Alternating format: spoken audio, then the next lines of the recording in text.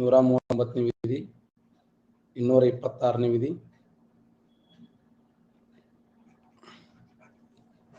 ಮೇಲಿನ ಎಲ್ಲವೂ.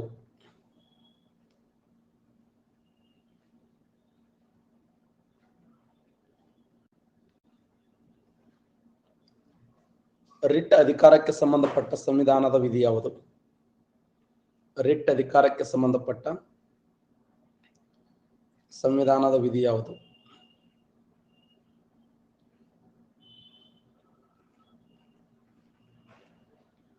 ರಿಟ್ ಅಧಿಕಾರಕ್ಕೆ ಸಂಬಂಧಪಟ್ಟ ಸಂವಿಧಾನದ ವಿಧಿ ಯಾವುದಂದ್ರೆ ಮೇಲಿನ ಎಲ್ಲವೂ ಸರಿ ನೋಡಿ. 32ನೇ ವಿಧಿಯ ಪ್ರಕಾರ ಸುಪ್ರೀಂ ಕೋರ್ಟ್, 139 ಸುಪ್ರೀಂ ಕೋರ್ಟ್ 5 ರೀತಿಯ ರಿಟ್ಗಳನ್ನು ಹೊರಡಿಸುತ್ತದೆ. 126ನೇ ವಿಧಿ ಹೈಕೋರ್ಟ್. ಹೈಕೋರ್ಟ್ ಏನ್ ಮಾಡ್ತಂದ್ರೆ 126ನೇ ವಿಧಿಯ ಪ್ರಕಾರ ಅದು ಸಹ 5 ತರದ ರಿಟ್ಗಳನ್ನ ಹೊರಡಿಸ್ತದೆ. ಇದರಲ್ಲಿ ಯಾವ ವಿಧಿಯನ್ನ ಸಂವಿಧಾನದ ಆತ್ಮ ಎಂದು ಸಂವಿಧಾನದ ಶಿಲ್ಪಿ ಡಾಕ್ಟರ್ ಬಾಬಾ ಸಾಹೇಬ್ ಅಂಬೇಡ್ಕರ್ ಅವರು ಕರೆದರು? ಯಾವ ವಿಧಿಯನ್ನ ಸಂವಿಧಾನದ ಆತ್ಮ ಎಂದು ಕರೆಯಲಾಯಿತು? ಭಾರತ ಸಂವಿಧಾನದ 32ನೇ ವಿಧಿ ನೋಡಿ. ಸಂವಿಧಾನದ 32ನೇ ವಿಧಿಯನ್ನ ಭಾರತ ಸಂವಿಧಾನದ ಆತ್ಮ ಎಂದು ಕರೆಯಲಾಯಿತು.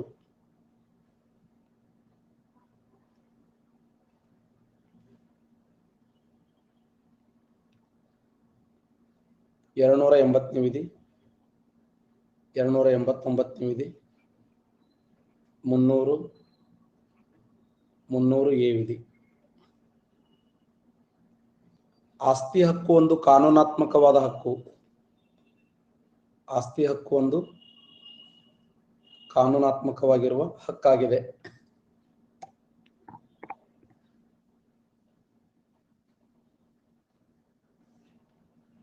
ಆಸ್ತಿ ಹಕ್ಕು ಇದೊಂದು ಕಾನೂನಾತ್ಮಕವಾಗಿರುವಂತಹ ಹಕ್ಕಾಗಿದೆ. 300 ಎ ವಿಧಿಯಲ್ಲಿ ನೋಡಿ 44ನೇ ತಿದ್ದುಪಡಿ, 42ನೇ ತಿದ್ದುಪಡಿ,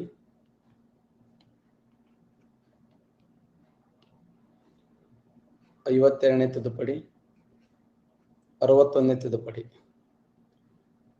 ಮತದಾನದ ವಯೋಮಿತಿಯನ್ನ 21ರಿಂದ 19 ವರ್ಷಕ್ಕೆ ಕಡಿಮೆ ಮಾಡಿದ ತಿದ್ದುಪಡಿ ಯಾವುದು?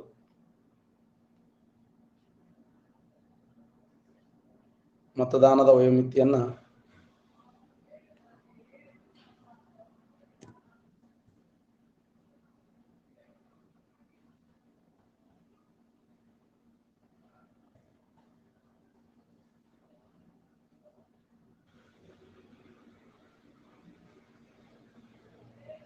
ಮತದಾನದ ವಯೋಮಿತಿಯನ್ನ 21ರಿಂದ 19 ವರ್ಷಕ್ಕೆ 18 ವರ್ಷಕ್ಕೆ ಕಡಿಮೆ ಮಾಡಿ ತಿದ್ದುಪಡಿ 61ನೇ ತಿದ್ದುಪಡಿ.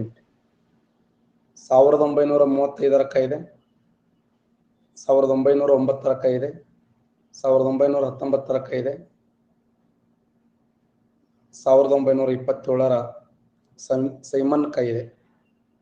ಯಾವ ಕಾಯ್ದೆಯನ್ನ ಬಿಳಿಯರ ಆಯೋಗ ಎಂದು ಕರೆಯುತ್ತಾರೆ?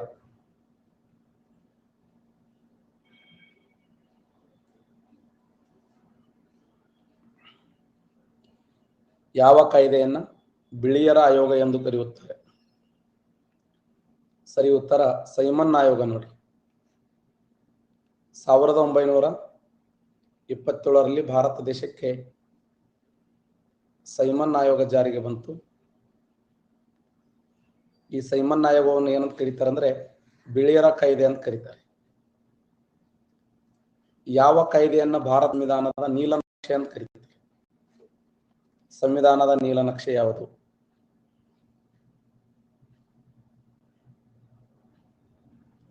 ಸಾವಿರದ 1935ರ ಕಾಯ್ದೆ.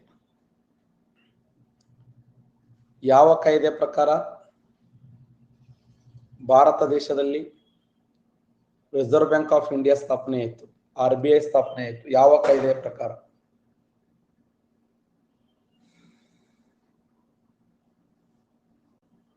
ಹತ್ತೊಂಬತ್ತು ನೂರ 35ರ ಕಾಯ್ದೆ ನೋಡಿ.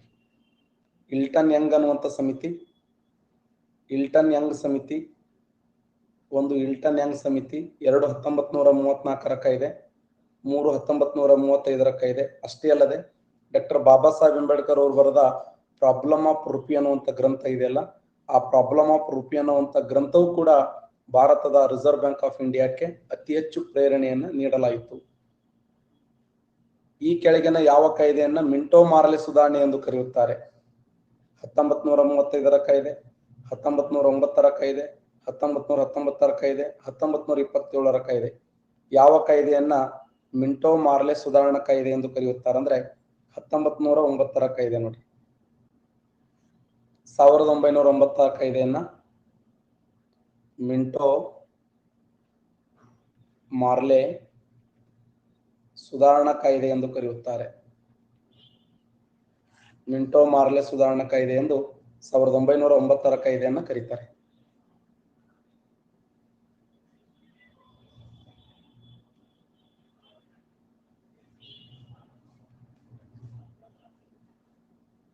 ಮೂರು ಸಮಿತಿಗಳು, 5 ಸಮಿತಿಗಳು, 6 ಸಮಿತಿಗಳು, 2 ಸಮಿತಿಗಳು.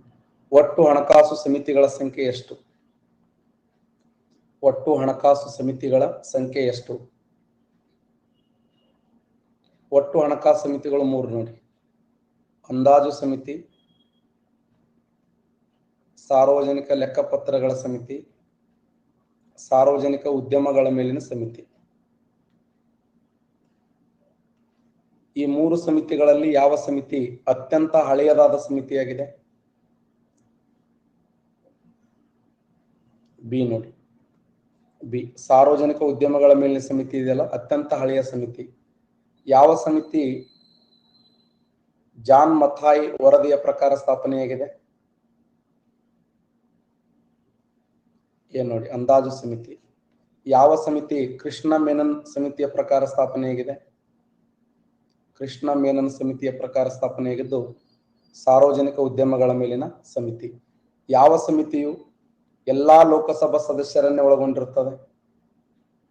ಲೋಕಸಭಾ ಸದಸ್ಯರನ್ನೇ ಒಳಗೊಂಡಿರುವಂತ ಸಮಿತಿ ಯಾವುದು? ಅಂದಾಜು ಸಮಿತಿ ನೋಡಿ. ಅತಿ ದೊಡ್ಡ ಹಣಕಾಸು ಸಮಿತಿ ಯಾವುದು? ಅತ್ಯಂತ ದೊಡ್ಡದಾದ ಹಣಕಾಸು ಸಮಿತಿ ಯಾವುದು? ಎಕ್ಸಲೆಂಟ್, ಅಂದಾಜು ಸಮಿತಿ. ಅಂದಾಜು ಸಮಿತಿ ಏನಿದೆ ಅಂದ್ರೆ ಅತಿ ದೊಡ್ಡ ಹಣಕಾಸು ಸಮಿತಿ ಅಂತ ಹೇಳಿ ನೋಡ್ತೀವಿ. ಸಂವಿಧಾನದ 25ನೇ ವಿಧಿ, ಸಂವಿಧಾನದ 26ನೇ ವಿಧಿ, ಸಂವಿಧಾನದ 27ನೇ ವಿಧಿ, ಸಂವಿಧಾನದ 28ನೇ ವಿಧಿ. ಯಾವ ವಿಧಿ ಶಾಲೆಗಳಲ್ಲಿ ಧರ್ಮ ಪ್ರಚಾರಕ್ಕೆ ಅವಕಾಶ ಇದೆ? ಸಂವಿಧಾನದ ಯಾವ ವಿಧಿಯು ಶಾಲೆಗಳಲ್ಲಿ ಧರ್ಮ ಪ್ರಚಾರಕ್ಕೆ ಅವಕಾಶ ಇದೆ ಅಂದ್ರೆ 28ನೇ ವಿಧಿ ನೋಡಿ. ಸಂವಿಧಾನದ 28ನೇ ವಿಧಿಯ ಪ್ರಕಾರ ಎಷ್ಟು ತರದ ಶಾಲೆಗಳು ಅಂತಂದ್ರೆ ಪ್ರಧಾನವಾಗಿ 3 ತರದ ಶಾಲೆಗಳನ್ನು ನೋಡ್ತೀವಿ. ಒಂದು ಸರ್ಕಾರಿ ಶಾಲೆಗಳು, 2 ಅನುದಾನ ರಹಿತ ಮತ್ತು ಸಹಿತ ಶಾಲೆಗಳು, ಇನ್ನೊಂದು ಧಾರ್ಮಿಕ ಶಿಕ್ಷಣ ಕೇಂದ್ರಗಳು. ಧಾರ್ಮಿಕ ಶಿಕ್ಷಣ ಕೇಂದ್ರಗಳು. ಸರ್ಕಾರಿ ಶಾಲೆಗಳಲ್ಲಿ ಯಾವುದೇ ಧರ್ಮ ಪ್ರಚಾರ ಮಾಡಕ್ಕೆ ಅವಕಾಶ ಇಲ್ಲ. ಅನುದಾನ ಶಾಲೆಗಳಲ್ಲಿ ಧರ್ಮ ಪ್ರಚಾರ ಮಾಡಕ್ಕೆ ಅವಕಾಶ ಇದೆ, ಆದರೆ ಮಗುವಿನ ಪರ್ಮಿಷನ್ ತಗೋಬೇಕು. ಮಗು ಚಿಕ್ಕದಿತ್ತು ಅಂದ್ರೆ ತಂದೆ ತಾಯಿಗಳ ಪರ್ಮಿಷನ್ ತಗೋಬೇಕು. ಆದರೆ ಧಾರ್ಮಿಕ ಶಿಕ್ಷಣ ಸಂಸ್ಥೆಗಳು ಹುಟ್ಟಿದ್ದೇ ಧರ್ಮ ಪ್ರಚಾರ ಮಾಡುವ ಸಲುವಾಗಿ ಅಲ್ಲಿ ಯಾರ ಪರ್ಮಿಷನ್ ಅವಶ್ಯಕತೆ ಇಲ್ಲ. ಹಾಗಾದ್ರೆ ಶಾಲೆಗಳಲ್ಲಿ 3 ಪ್ರಕಾರಗಳು: ಸರ್ಕಾರಿ ಶಾಲೆ, ಅನುದಾನ ರಹಿತ ಮತ್ತು ಅನುದಾನ ಸಹಿತ ಶಾಲೆಗಳು, ಮತ್ತೆ ಧಾರ್ಮಿಕ ಶಾಲೆಗಳಂತೇಳಿ 3 ತರದ ಶಾಲೆಗಳನ್ನು ನೋಡ್ತೀವಿ. ಶಾಲೆಗಳಲ್ಲಿ 3 ಪ್ರಕಾರ.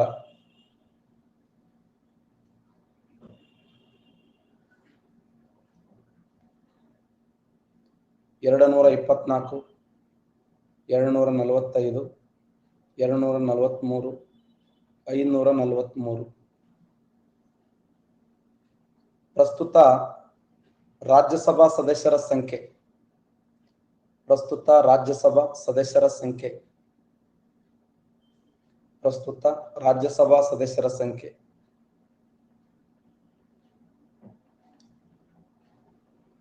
ರಾಜ್ಯ ಸಭಾ ಸದಸ್ಯರ ಸಂಖ್ಯೆ. ಪ್ರಸ್ತುತ ರಾಜ್ಯಸಭಾ ಸದಸ್ಯರ ಸಂಖ್ಯೆ ಎಷ್ಟನದ ಅಂತಂದ್ರೆ 245 ಜನ ನೋಡಿ. ಗರಿಷ್ಠ ರಾಜ್ಯಸಭಾ ಸದಸ್ಯರ ಸಂಖ್ಯೆ, ವೆರಿ ಗುಡ್, ಮೋಟೆ ಕರೆಕ್ಟ್. ಗರಿಷ್ಠ ರಾಜ್ಯಸಭಾ ಸದಸ್ಯರ ಸಂಖ್ಯೆ 250. ಆದರೆ ಪ್ರಸ್ತುತ ರಾಜ್ಯಸಭಾ ಸದಸ್ಯರ ಸಂಖ್ಯೆ 245. ಪ್ರಸ್ತುತ ಲೋಕಸಭಾ ಸದಸ್ಯರ ಸಂಖ್ಯೆ, ವೆರಿ ಗುಡ್, 543 ನೋಡಿ. 543. ಪ್ರಸ್ತುತ ಲೋಕಸಭಾ ಸದಸ್ಯರ ಸಂಖ್ಯೆ 543. ಗರಿಷ್ಠ ಅಂದ್ರ 552 ನೋಡಿ. 552 ಗರಿಷ್ಠ ಲೋಕಸಭಾ ಸದಸ್ಯರ ಸಂಖ್ಯೆ.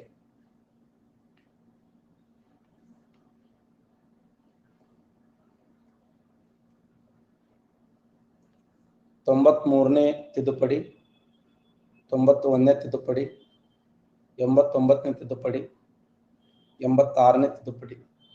ಸಂವಿಧಾನದ ಯಾವ ತಿದ್ದುಪಡಿ ಲೋಕಸಭೆ ಮತ್ತು ರಾಜ್ಯ ವಿಧಾನಸಭೆಗಳಲ್ಲಿ ಸಚಿವ ಸಂಪುಟದ ಗಾತ್ರ 15% ಮೀರುವಂತಿಲ್ಲ? ಲೋಕಸಭೆ ಮತ್ತೆ ರಾಜ್ಯಸಭೆ. ಲೋಕಸಭೆ ಮತ್ತು ರಾಜ್ಯಸಭೆ. ಲೋಕಸಭೆ ಮತ್ತು ರಾಜ್ಯಸಭೆಯ ಸಚಿವ ಸಂಪುಟದ ಗಾತ್ರ 15% ಮೀರುವಂತಿಲ್ಲ ಅಂತ ಹೇಳುವಂತ ತಿದ್ದುಪಡಿ ಯಾವುದಂದ್ರೆ ಸಂವಿಧಾನದ 91ನೇ ತಿದ್ದುಪಡಿ.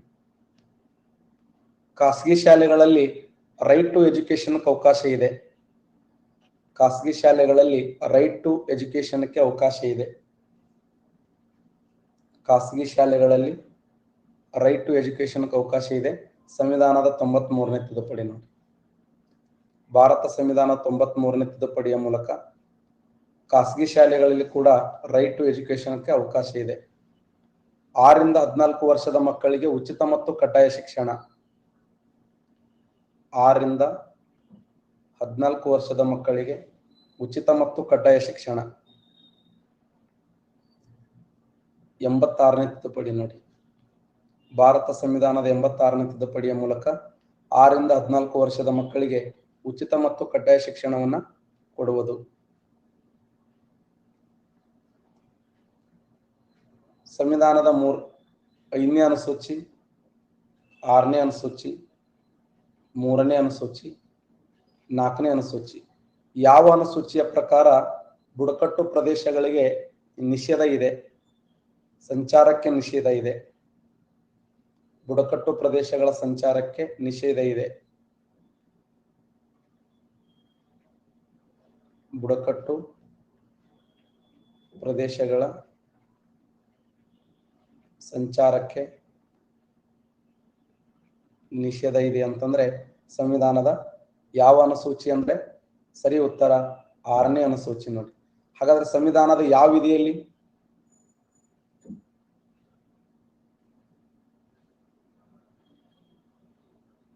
Very good, very good. ಸಂವಿಧಾನದ ಯಾವ ವಿಧಿಯಲ್ಲಿ ಅಂತಂದ್ರ ಸೂಪರ್, 19D ವಿಧಿ ನೋಡಿ. ಸಂವಿಧಾನದ 19D ವಿಧಿಯಲ್ಲ, ಈ 19D ವಿಧಿಯ ಪ್ರಕಾರ ಈ ಒಂದು ಬುಡಕಟ್ಟು ರಾಜ್ಯಗಳದವಲ್ಲ, ಆ ಬುಡಕಟ್ಟು ರಾಜ್ಯಗಳಾಗಿರುವಂತ ಮೇಘಾಲಯ, ಮಣಿಪುರ್, ಮಿಜೋರಾಂ, ತ್ರಿಪುರಾ ಈ ರಾಜ್ಯಗಳಿಗೆ ಏನಿದೆ ಅಂದ್ರ ನಿಷೇಧ ಇದೆ. ಕರೆಕ್ಟಾ? 19A, B, C, D, E, F, G. ಮಾತನಾಡುವ ಸ್ವಾತಂತ್ರ್ಯ, ಸಭೆ ಸೇರುವ ಸ್ವಾತಂತ್ರ್ಯ, ಸಂಘ ಕಟ್ಟುವ ಸ್ವಾತಂತ್ರ್ಯ, ಸಂಚಾರ ಮಾಡುವ ಸ್ವಾತಂತ್ರ್ಯ, ವಾಸ ಮಾಡುವ ಸ್ವಾತಂತ್ರ್ಯ, ಆಸ್ತಿ ಮಾಡುವ ಸ್ವಾತಂತ್ರ್ಯ, ವ್ಯಾಪಾರ ಮಾಡುವ ಸ್ವಾತಂತ್ರ್ಯ. ಇದನ್ನು ಏನು ಮಾಡಲಾಗಿದೆ ಅಂದ್ರೆ 1976 ಸಂವಿಧಾನದ ಎಷ್ಟನೇ ತಿದ್ದುಪಡಿ ಅಂದ್ರೆ 44ನೇ ತಿದ್ದುಪಡಿ. ಸಂವಿಧಾನದ 1978 44ನೇ ತಿದ್ದುಪಡಿಯ ಮೂಲಕ ಇದನ್ನು ರದ್ದು ಮಾಡಲಾಗಿದೆ. ಯಾವ್ದು ರದ್ದು ಮಾಡಲಾಗಿದೆ ಅಂದ್ರೆ ಆಸ್ತಿ ಹಕ್ಕನ್ನು ರದ್ದು ಮಾಡಲಾಗಿದೆ. 19ನೇ ವಿಧಿ ಏನಂತಂದ್ರೆ ವ್ಯಕ್ತಿ ಕೊಡ ಮಾಡಲ್ಪಟ್ಟಂತ 6 ಸ್ವಾತಂತ್ರ್ಯಗಳ ಬಗ್ಗೆ ಹೇಳ್ತದೆ. ವ್ಯಕ್ತಿ ಕೊಡ ಮಾಡಲ್ಪಟ್ಟಂತ 6 ಸ್ವಾತಂತ್ರ್ಯಗಳು. ಆರೋಪಿಯನ್ನು ಅಪರಾಧಿ ಎಂದು ಘೋಷಿಸುವಾಗ ವ್ಯಕ್ತಿಗೆ ನೀಡಬೇಕಾದ ಸೂಕ್ತವಾದ ರಕ್ಷಣೆ, ಜೀವಿಸುವ ಹಕ್ಕು, 6 ರಿಂದ 14 ವರ್ಷದ ಮಕ್ಕಳಿಗೆ ಉಚಿತ ಮತ್ತು ಕಡ್ಡಾಯ ಶಿಕ್ಷಣ, ಬಂಧನದಲ್ಲಿ 2 ಪ್ರಕಾರ, ಪಿರುಟರಿ ಬಂಧನ ಮತ್ತು ಮುನ್ನೆಚ್ಚರಿಕೆಯ ಬಂಧನ, ಜೀತ ಪದ್ಧತಿ ನಿರ್ಮೂಲನೆ, ಬೇಗಾರ ಪದ್ಧತಿ, ಬಲವಂತದ ದುಡಿಮೆ, ದೇವದಾಸಿ ಪದ್ಧತಿ ನಿರ್ಮೂಲನೆ, ಅಕ್ರಮ ಮಾರಾಟದ ನಿರ್ಮೂಲನೆ, ಬಾಲಕಾರ್ಮಿಕ ನಿಷೇಧ, ಅಂತಃಸಾಕ್ಷಿಗೆ ಸರಿ ಎನಿಸಿದ ಧರ್ಮವನ್ನು ಸ್ವೀಕಾರ ಮಾಡುವುದು, ಧರ್ಮದ ಹೆಸರಿನಲ್ಲಿ ಸಂಘ ಸಂಸ್ಥೆಗಳನ್ನು ಕಟ್ಟುವುದು, ಧರ್ಮದ ಹೆಸರಿನಲ್ಲಿ ತೆರಿಗೆ ವಿನಾಯಿತಿ, ಧಾರ್ಮಿಕ ಶಿಕ್ಷಣ ಸಂಸ್ಥೆಗಳಲ್ಲಿ 3 ಪ್ರಕಾರ. ಸರ್ಕಾರ ಶಾಲೆಗಳಲ್ಲಿ ಬೋಧನೆ ಮಾಡುವಂತಿಲ್ಲ, ಅನುದಾನ ಶಾಲೆಗಳಲ್ಲಿ ಬೋಧನೆ ಮಾಡಕ್ಕೆ ಅವಕಾಶ ಇದೆ. ಭಾಷಾ ಮತ್ತು ಜನಾಂಗೀಯ ಅಥವಾ ಧಾರ್ಮಿಕ ಅಲ್ಪಸಂಖ್ಯಾತರು ಇವರೇ ಅಂತೇಳಿ ಸಂವಿಧಾನದಲ್ಲಿ ಎಲ್ಲಿಯೂ ಕೂಡ ಮೆನ್ಷನ್ ಮಾಡಿಲ್ಲ. ಅಲ್ಪಸಂಖ್ಯಾತರು ಸರ್ಕಾರದ ಕಾಯ್ದೆ ಕಾನೂನುಸಾರವಾಗಿ ಶಿಕ್ಷಣ ಸಂಸ್ಥೆಗಳನ್ನ ತೆರೆಯಲಕ್ಕೆ ಅವಕಾಶ ಇದೆ. 31 ಆಸ್ತಿ ಹಕ್ಕು, 32 ಸಂವಿಧಾನದ ಆತ್ಮ, 37ನೇ ವಿಧಿಯ ಪ್ರಕಾರ ಮೂಲಭೂತ ಹಕ್ಕುಗಳಿಗೆ ಧಕ್ಕೆಯಾದರೆ 32ನೇ ವಿಧಿಯ ಪ್ರಕಾರ ಸುಪ್ರೀಂ ಕೋರ್ಟ್ನಲ್ಲಿ ನೇರವಾಗಿ ರಿಟರ್ನ್ ಸಲ್ಲಿಸಲಿಕ್ಕೆ ಅವಕಾಶ ಇದೆ. 32ನೇ ವಿಧಿಯನ್ನು ಭಾರತ ಸಂವಿಧಾನದ ಆತ್ಮ ಎಂದು ಕರೆಯಲಾಯಿತು. ಹೀಗೆ ಕರೆದವರು ಡಾಕ್ಟರ್ ಬಾಬಾ ಸಾಹೇಬ್ ಅಂಬೇಡ್ಕರ್ ಅವರು. ಸಂವಿಧಾನದ 33ನೇ ವಿಧಿ ವಾಯುಸೇನೆ, ಭೂಸೇನೆ, ನೌಕಾಸೇನೆ, ಕೇಂದ್ರ ಮೀಸಲು ಪಡೆಗಳು, ಪ್ಯಾರಾಮಿಲಿಟರಿ ಪಡೆಗಳ ಮೂಲಭೂತ ಹಕ್ಕುಗಳನ್ನು ರದ್ದು ಮಾಡಲಾಗುತ್ತದೆ. 34ನೇ ವಿಧಿ ದೇಶದಲ್ಲಿ ಎಲ್ಲಿಯಾದರೂ ಕೋಮು ಗಲಭೆಗಳು ಸಂಭವಿಸಿದರೆ, ಚುನಾವಣೆ ಸಂದರ್ಭದಲ್ಲಿ ಏನಾದರೂ ಅಹಿತಕರವಾದಂಥ ಘಟನೆಗಳು ನಡೆದರೆ, ಒಂದು ಕೋಮಿನ ಜನಾಂಗ ಇನ್ನೊಂದು ಕೋಮಿನ ಜನಾಂಗದೊಂದಿಗೆ ದಾಳಿ ಮಾಡಿದರೆ ಅಲ್ಲಿ ಮಿಲಿಟರಿ ಕಾರ್ಯಾಚರಣೆಗಳು ಜಾರಿಗೆ ಬರ್ತವೆ. ಅವುಗಳನ್ನು ಮಾರ್ಷಲ್ ಕಾರ್ಯಾಚರಣೆಗಳು ಅಂತ ಕರೀತಾರೆ. 35ನೇ ವಿಧಿಯ ಪ್ರಕಾರ ಮೂಲಭೂತ ಹಕ್ಕುಗಳಿಗೆ ಸಂಬಂಧಪಟ್ಟಂತೆ ಸಂಸತ್ತು ತಿದ್ದುಪಡಿ ಮಾಡುವ ಅವಕಾಶ ಇದೆ. 18 ಸೈನಿಕ ಮತ್ತು ಮಿಲಿಟರಿ ಮತ್ತು ಶೈಕ್ಷಣಿಕ ಬಿರುದುಗಳನ್ನು ಹೊರತುಪಡಿಸಿದರೆ ಯಾವೊಂದು ಬಿರುದುಗಳನ್ನು ಹೊಂದುವಂತಿಲ್ಲ. ಅಸ್ಪೃಶ್ಯತೆ ನಿವಾರಣೆ ಬಗ್ಗೆ ಹೇಳುತ್ತದೆ. ಉದ್ಯೋಗದಲ್ಲಿ ಸಮಾನವಾದ ಅವಕಾಶ, ಲಿಂಗ, ಧರ್ಮ, ಜಾತಿ, ಭಾಷೆ ತಾರತಮ್ಯ ಮಾಡುವಂತಿಲ್ಲ, ಸಮಾನತೆಗೆ ಅವಕಾಶ ಇದೆ. ಕೇಂದ್ರ ಸರ್ಕಾರ, ರಾಜ್ಯ ಸರ್ಕಾರ, ಸ್ವಾಯತ್ತತೆ ಸಂಸ್ಥೆಗಳು ಜಾರಿಗೆ ತಂದ ಕಾಯ್ದೆ ಕಾನೂನುಗಳನ್ನ ವಿಮರ್ಶೆ ಮಾಡಲಿಕ್ಕೆ ಅವಕಾಶ ಇದೆ. ಇದನ್ನು ನ್ಯಾಯಾಂಗ ವಿಮರ್ಶೆಗೆ ಅವಕಾಶ ಇದೆ. ಸಂವಿಧಾನದ 12ನೇ ವಿಧಿ ರಾಜ್ಯ ಎಂಬ ಪದದ ಅರ್ಥವನ್ನು ಹೇಳುತ್ತದೆ. 11ನೇ ವಿಧಿ ಸಂಸತ್ತು ಪೌರತ್ವದ ಮೇಲೆ ಕಾಯ್ದೆ ಕಾನೂನುಗಳನ್ನು ಮಾಡುವಂತ ಅಧಿಕಾರ ಇದೆ. ಸಂವಿಧಾನದ 10ನೇ ವಿಧಿ ಕಾಲಕಾಲಕ್ಕೆ ಸಂಸತ್ತು ಮಾಡಿದ ಕಾಯ್ದೆ ಕಾನೂನುಸಾರವಾಗಿ ಪೌರತ್ವವನ್ನು ಪಡೆದುಕೊಳ್ಳಬಹುದು, ಪೌರತ್ವವನ್ನು ಕಳೆದುಕೊಳ್ಳಬಹುದು. ಸಂವಿಧಾನದ 9ನೇ ವಿಧಿ ಒಂದು ದೇಶದ ನಮ್ಮ ಭಾರತ ದೇಶದ ಪ್ರಜೆ ಬೇರೆ ದೇಶದ ಯಾವುದಾದ್ರೂ ಪೌರತ್ವವನ್ನು ಪಡ್ಕೊಂಡ್ರ ಭಾರತ ಪೌರತ್ವ ತಾನೇ ರದ್ದಾಗುತ್ತದೆ. 8ನೇ ವಿಧಿ ಸಾಗರೋತ್ತರ ಪೌರತ್ವದ ಬಗ್ಗೆ ಹೇಳ್ತದ. ಸಂವಿಧಾನದ 7ನೇ ವಿಧಿ ಭಾರತದಿಂದ ಪಾಕಿಸ್ತಾನಕ್ಕೆ ವಲಸೆ ಹೋದ ವ್ಯಕ್ತಿಯ ಬಗ್ಗೆ ಹೇಳ್ತದ. ಸಂವಿಧಾನದ 6ನೇ ವಿಧಿ ಪಾಕಿಸ್ತಾನದಿಂದ ಭಾರತಕ್ಕೆ ವಲಸೆ ಬಂದ ವ್ಯಕ್ತಿಯ ಬಗ್ಗೆ ಹೇಳ್ತದ. ಸಂವಿಧಾನದ 5ನೇ ವಿಧಿ ಭಾರತ ದೇಶದಲ್ಲಿ ಜನ್ಮ ತಾಳಿದ ಪ್ರಜೆಯ ಪೌರತ್ವದ ಬಗ್ಗೆ ಹೇಳ್ತದ. ಸಂವಿಧಾನದ 4ನೇ ವಿಧಿ 3 ಹಾಗೂ 4ನೇ ವಿಧಿಗಳ ಮೇಲೆ ಸಂಸತ್ತು ಕಾಯ್ದೆ ಕಾನೂನುಗಳನ್ನು ಮಾಡುವ ಅಧಿಕಾರ ಇದೆ. ಸಂವಿಧಾನದ 3ನೇ ವಿಧಿ ರಾಜ್ಯದಿಂದ ಹೊಸ ರಾಜ್ಯವನ್ನು ಸೃಷ್ಟಿ ಮಾಡಬಹುದು. ರಾಜ್ಯವನ್ನು ರಾಜ್ಯದ ಗಡಿ ಬದಲಾವಣೆಯನ್ನು ಮಾಡಬಹುದು. ರಾಜ್ಯದ ಗಡಿ ಬದಲಾವಣೆ ಮಾಡಬಹುದು. ಒಂದು ಹೊಸ ರಾಜ್ಯಕ್ಕೆ ಹೆಸರನ್ನಾಮಕರಣ ಮಾಡಬಹುದು. ಸಂವಿಧಾನದ 2ನೇ ವಿಧಿ ಬೇರೆ ಬೇರೆ ಪ್ರದೇಶಗಳನ್ನ ರಾಜ್ಯಕ್ಕೆ ಸೇರ್ಪಡೆ ಮಾಡಕ್ಕೆ ಅವಕಾಶ ಇದೆ. ಸಂವಿಧಾನದ 1ನೇ ವಿಧಿ ಭಾರತ ರಾಜ್ಯ ಮತ್ತು ಕೇಂದ್ರಾಡಳಿತ ಪ್ರದೇಶಗಳ ಒಕ್ಕೂಟವಾಗಿದೆ. ಸಂವಿಧಾನದ 36ನೇ ವಿಧಿ ಕಲ್ಯಾಣ ರಾಷ್ಟ್ರದ ಬಗ್ಗೆ ಹೇಳ್ತದ. ಭಾರತ ಸುಖಿ ರಾಜ್ಯದ ಬಗ್ಗೆ ಹೇಳ್ತದ. ಸುಖಿ ರಾಜ್ಯ ಅಥವಾ ಕಲ್ಯಾಣ ರಾಜ್ಯ, ರಾಷ್ಟ್ರ ಅಥವಾ ರಾಜ್ಯ ಎಂಬ ಪದಾರ್ಥವನ್ನು ಹೇಳ್ತದ. 37ನೇ ವಿಧಿ ಸಂವಿಧಾನದ 37ನೇ ವಿಧಿ ನಮ್ಮ ರಾಜ್ಯ ನೀತಿ ನಿರ್ದೇಶಕ ತತ್ವಗಳು ಏನಾದರೂ ಉಲ್ಲಂಘನೆ ಆದರೆ ಕಾಯ್ದೆ ಕಾನೂನು ಕೋರ್ಟ್ನಲ್ಲಿ ಪ್ರಶ್ನೆ ಮಾಡ್ಲಿಕ್ಕೆ ಅವಕಾಶ ಇಲ್ಲ. 38ನೇ ವಿಧಿ ಸಂಪತ್ತಿನ ಸಮಾನ ಹಂಚಿಕೆ ಬಗ್ಗೆ ಹೇಳ್ತದ. 39ನೇ ವಿಧಿ ಸಮಾನ ಕೆಲಸಕ್ಕೆ ಸಮಾನ ವೇತನದ ಬಗ್ಗೆ ಹೇಳ್ತದ. 39A ವಿಧಿ ಉಚಿತ ಮತ್ತು ಬಡವರಿಗೆ ಉಚಿತ ಮತ್ತು ಕಾನೂನು ನೆರವನ್ನು ಕಲ್ಪಿಸಬೇಕು ಅಂತ ಹೇಳ್ತದ. ಸಂವಿಧಾನದ 40ನೇ ವಿಧಿ ಗ್ರಾಮ ಪಂಚಾಯಿತಿ, ಗ್ರಾಮ ಸ್ವರಾಜ್ಯದ ಸ್ಥಾಪನೆಯ ಬಗ್ಗೆ ಹೇಳ್ತದ.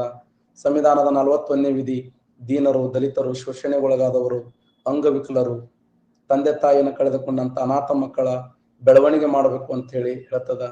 42ನೇ ವಿಧಿ ಸರ್ಕಾರಿ ಕೆಲಸ ಮಾಡುತ್ತಿರುವಂತ ಹೆಣ್ಣು ಮಕ್ಕಳಿಗೆ ಈ ಒಂದು ಹೆರಿಗೆಯ ಭತ್ಯೆಯ ಸೌಲಭ್ಯವನ್ನು ಕೊಡಬೇಕು ಅಂತ ಹೇಳ್ತದ. ಸಂವಿಧಾನದ 43ನೇ ವಿಧಿ ಕಾರ್ಮಿಕರ ಕಲ್ಯಾಣದ ಬಗ್ಗೆ ಹೇಳ್ತದ. 43A ವಿಧಿ ಕಾರ್ಮಿಕರು ಕಾರ್ಖಾನೆಯ ಸಂಘಟನೆಗಳಲ್ಲಿ ಭಾಗವಹಿಸಲಿಕ್ಕೆ ಅವಕಾಶ ಇದೆ. 43B ವಿಧಿ ಸಹಕಾರ ಸಂಘಗಳ ಬಗ್ಗೆ ಹೇಳುತ್ತದೆ.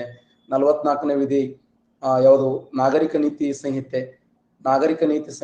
ಶಾ ಬಾನು ಪ್ರಕರಣಕ್ಕೆ ಸಂಬಂಧಪಟ್ಟಿದೆ. 45ನೇ ವಿಧಿ 0ದಿಂದ 6 ವರ್ಷದ ಮಕ್ಕಳಿಗೆ ಗುಣಮಟ್ಟದ ಶಿಕ್ಷಣವನ್ನು ಕೊಡಬೇಕು, ಆ ಮಕ್ಕಳ ಆರೋಗ್ಯವನ್ನು ಕಾಪಾಡಬೇಕು, ಆ ಮಕ್ಕಳ ಪೌಷ್ಟಿಕ ಆಹಾರವನ್ನು ಹೆಚ್ಚಿಸಬೇಕು ಅಂತ ಹೇಳ್ತದೆ. ಸಂವಿಧಾನದ 46ನೇ ವಿಧಿ ಪರಿಶಿಷ್ಟ ಜಾತಿ, ಪರಿಶಿಷ್ಟ ಪಂಗಡ, ಆಂಗ್ಲೋ ಇಂಡಿಯನ್ ವೃದ್ಧಿಯ ಬಗ್ಗೆ ಹೇಳ್ತದ. 47ನೇ ವಿಧಿ ಧೂಮಪಾನ ನಿಷೇಧ ಮಾಡಬೇಕು. ಧೂಮಪಾನದಿಂದ ವ್ಯಕ್ತಿತ್ವ ಹಾಳಾಗುತ್ತದೆ.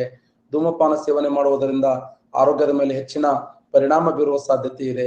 ಆತ ಆರ್ಥಿಕವಾಗಿ ನಷ್ಟ ಹೊಂದುವ ಸಾಧ್ಯತೆ ಇದೆ. ಇನ್ನು ಸಂವಿಧಾನದ 48ನೇ ವಿಧಿ ಗೋಹತ್ಯೆ ನಿಷೇಧದ ಬಗ್ಗೆ ಹೇಳುತ್ತದೆ. 48A ವಿಧಿ ಪರಿಸರ ಮತ್ತು ಅರಣ್ಯ ಸಂಪನ್ಮೂಲಗಳ ರಕ್ಷಣೆ ಬಗ್ಗೆ ಹೇಳುತ್ತದೆ. ಸಂವಿಧಾನದ 50ನೇ ವಿಧಿ 49ನೇ ವಿಧಿ ಐತಿಹಾಸಿಕ ಸ್ಮಾರಕಗಳನ್ನು ರಕ್ಷಣೆ ಮಾಡಬೇಕು. ಊರಲ್ಲಿ ಎಲ್ಲಿಯಾದರೂ ಐತಿಹಾಸಿಕ ಸ್ಮಾರಕಗಳಿದ್ರೆ ಅವುಗಳ ರಕ್ಷಣೆ ಮಾಡಬೇಕು. ಸಂವಿಧಾನದ 50ನೇ ವಿಧಿ ಕಾರ್ಯಾಂಗದಿಂದ ನ್ಯಾಯಾಂಗವನ್ನು ಬೇರ್ಪಡಿಸಬೇಕು. ಸಂವಿಧಾನದ 51ನೇ ವಿಧಿ ಅಂತಾರಾಷ್ಟ್ರೀಯ ಶಾಂತಿ ಮತ್ತು ಭದ್ರತೆಯನ್ನು ಕಾಪಾಡುವಂತ ಪ್ರಯತ್ನವನ್ನು ಮಾಡಬೇಕು.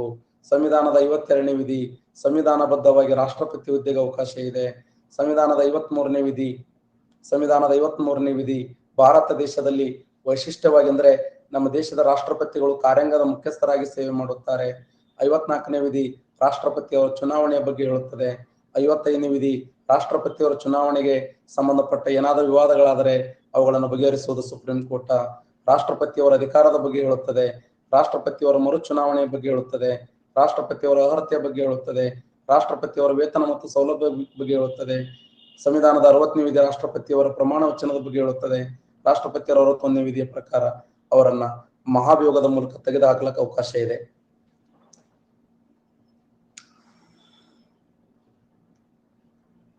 ದಿನ ಪ್ರಾಕ್ಟೀಸ್ ಮಾಡ್ರಿ. ಈ ತರ ಒಂದೊಂದೊಂದು ಪಾಯಿಂಟ್ ಪ್ರಾಕ್ಟೀಸ್ ಮಾಡ್ತಾ ಹೋದ್ರೆ ನೆನಪಿಡ್ತಾರೆ.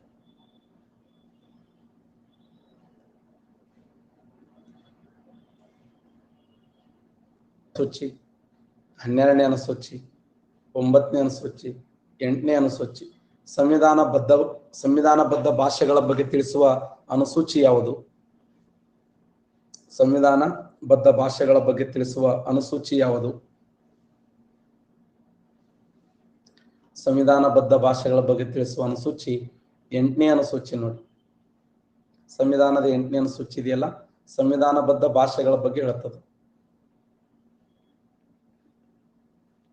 ಸಂವಿಧಾನಬದ್ಧ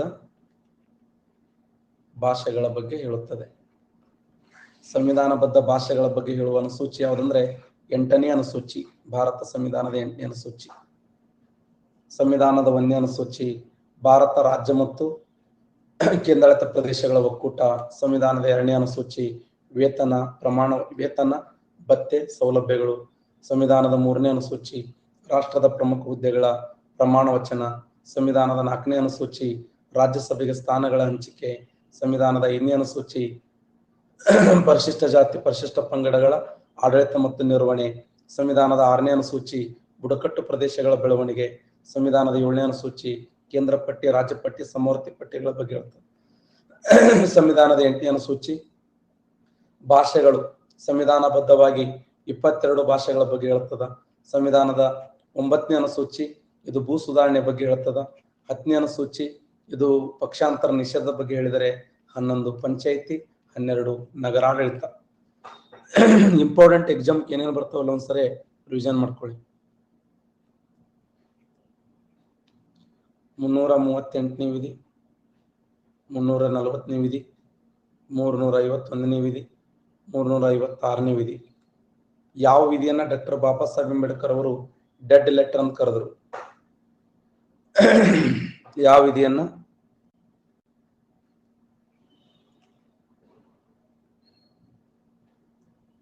ಡೆಡ್ ಲೆಟರ್ ಅಂತ ಕರೆದ್ರು?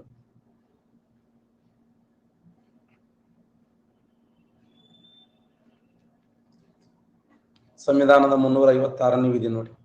ಭಾರತ ಸಂವಿಧಾನದ 356ನೇ ವಿಧಿಯನ್ನು ಏನಂತ ಕರೆದ ಅಂದ್ರ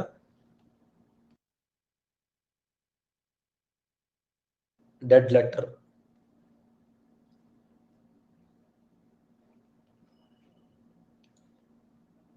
ನೂರ 8ನೇ ವಿಧಿ, 118ನೇ ವಿಧಿ, 123ನೇ ವಿಧಿ, 126ನೇ ವಿಧಿ. ಜಂಟಿ ಅಧಿವೇಶನದ ಬಗ್ಗೆ ಮಾತನಾಡುವ ಸಂವಿಧಾನದ ವಿಧಿ ಯಾವುದು?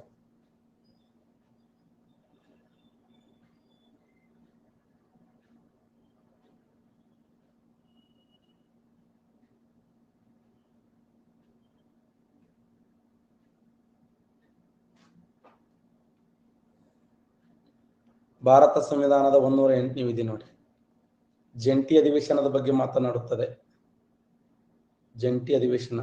ಯಾವ ಮಸೂದೆಗೆ ಸಂಬಂಧಪಟ್ಟಂತೆ ಭಿನ್ನಾಭಿಪ್ರಾಯಗಳು ಉಂಟಾದಾಗ ರಾಷ್ಟ್ರಪತಿಗಳು ಜಂಟಿ ಅಧಿವೇಶನವನ್ನು ಕರೆಯುತ್ತಾರೆ? ನೇರವಾದ ಪ್ರಶ್ನೆ. ಎಕ್ಸಲೆಂಟ್. ಸಾಮಾನ್ಯ ಮಸೂದೆಗೆ ಸಂಬಂಧಪಟ್ಟಂತೆ ನೋಡಿ, ಸಾಮಾನ್ಯ ಮಸೂದೆಗೆ ಸಂಬಂಧಪಟ್ಟಂತೆ ಏನಾದರೂ ಭಿನ್ನಾಭಿಪ್ರಾಯಗಳಾದಾಗ ರಾಷ್ಟ್ರಪತಿಗಳು ಏನ್ ಮಾಡ್ತಾರಂದ್ರ ಜಂಟಿ ಅಧಿವೇಶನವನ್ನು ಕರೀತಾರೆ.